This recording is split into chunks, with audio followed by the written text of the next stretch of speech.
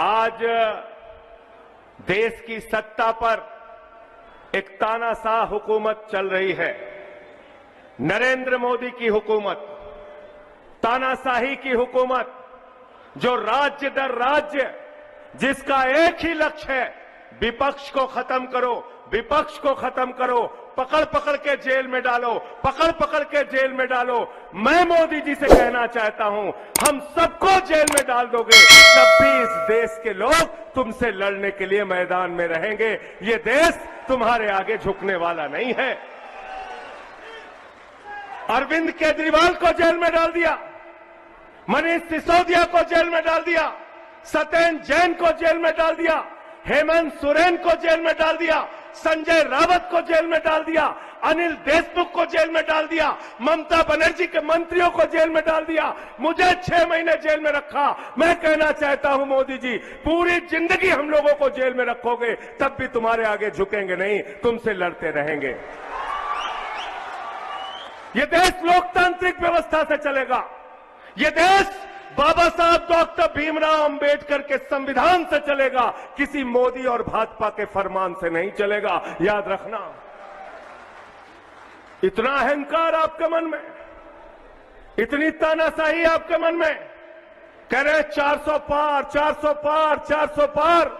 मैंने कहा मोदी जी, आपका ये जुमला बहुत देख चुके इस देश के लोग। मैं तो कहता हूं नरेंद्र मोदी के बारे में, उनके अंदर कोई क्वालिटी हो ना हो, गंजे को भी कंघी बेच सकते हैं,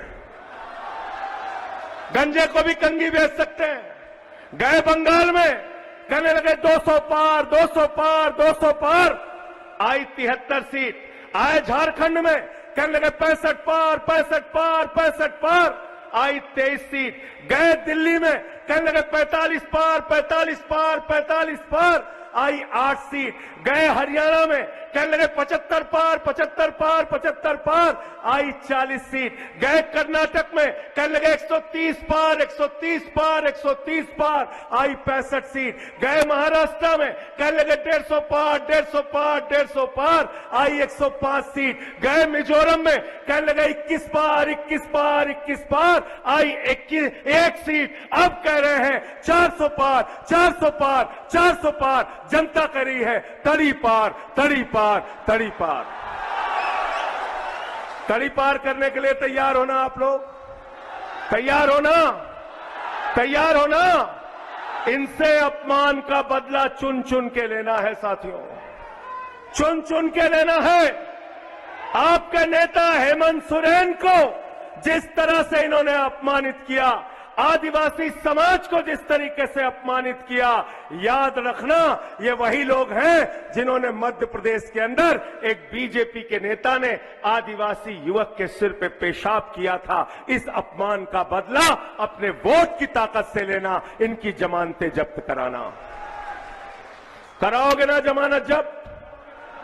और मोदी जी की किसी गारंटी के चक्कर में मत फंसना।